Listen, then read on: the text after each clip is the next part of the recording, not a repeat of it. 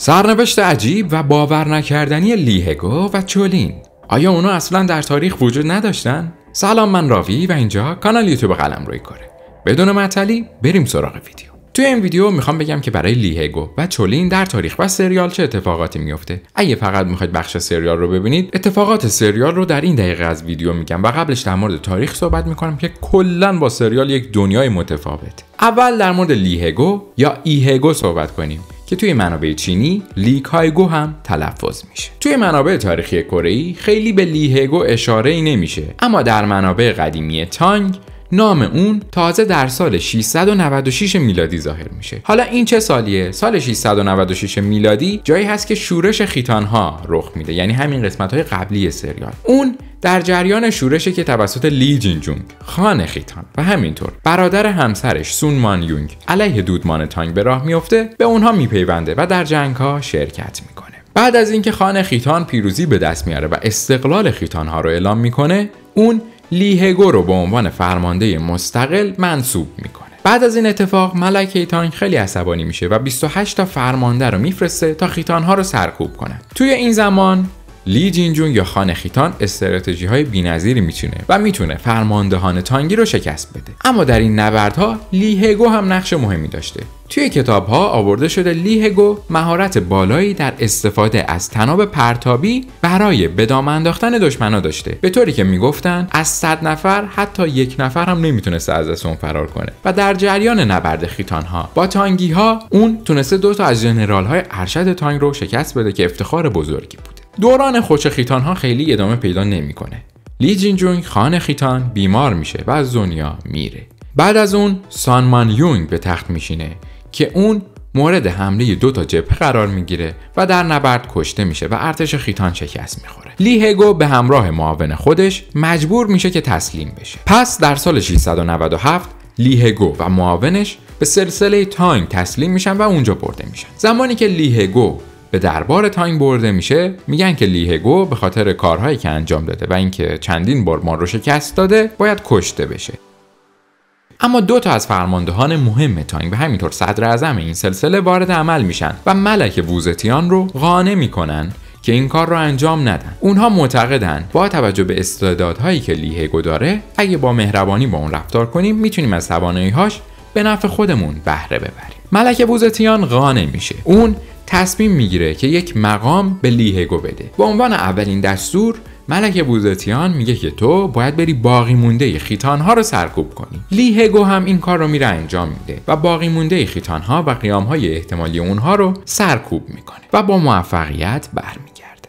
بعد از این و چند تا خدمات دیگه از سوی لی هگو، ملک نام خانوادگی وو رو به اون اهدا میکنه.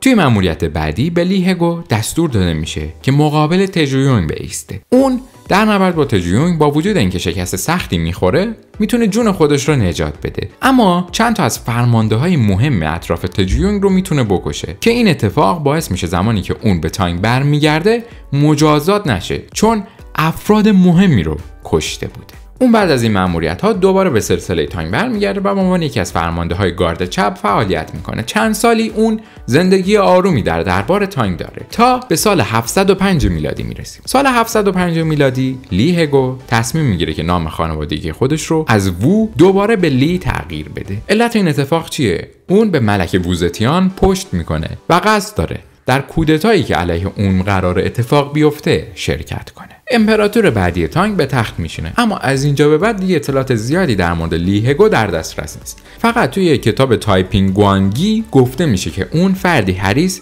و طمع کننده معرفی میشه و به دلیل زیاده خواهی‌هاش و اینکه امپراتور جدید میاد به اون مقام بالایی نمیده و بهش یک مقام کم اهمیت میده تا مشکل ایجاد نکنه و همونجا فوت میشه. گفته میشه که اون سال 720 میلادی فوت شده. این موضوع کلا با سریال متفاوته. چینی ها کاراکتر لی هگو رو در فصل دوم سریال کارگاه دی به تصویر کشیدن و کره ها هم اون رو در سریال فرمانروا تجویونگ.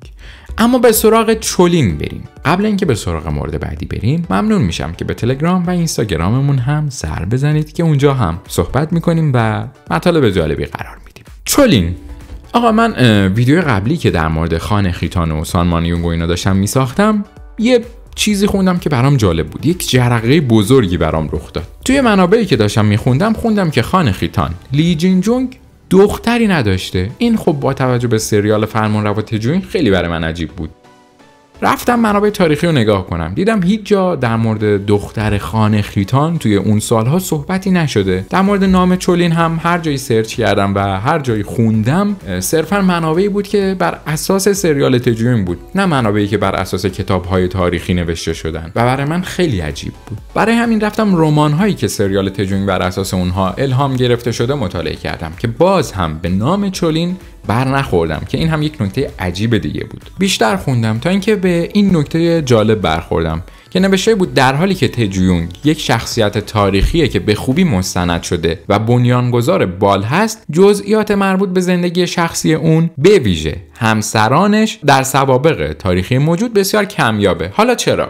علت این اتفاق اینه که بالهه یه جایی از تاریخ نابود میشه. زمانی که بالهه نابود میشه تمامی اسناد توسط فاتحان به نابودی کامل میرن و سر همین در مورد دوران سلسله بالهه اطلاعات خیلی کمی هست. همین اطلاعات خیلی کمی هم که وجود داره 90% از طریق منابع چینی هستن که این نکته عجیب و جالبیه. و حتی توی دوران چوسان هم بیشتر منابع تاریخی تمرکزشون روی گوگوریو، شیلا و باکچه بود و روی بالهه فوکوسی نداشتن.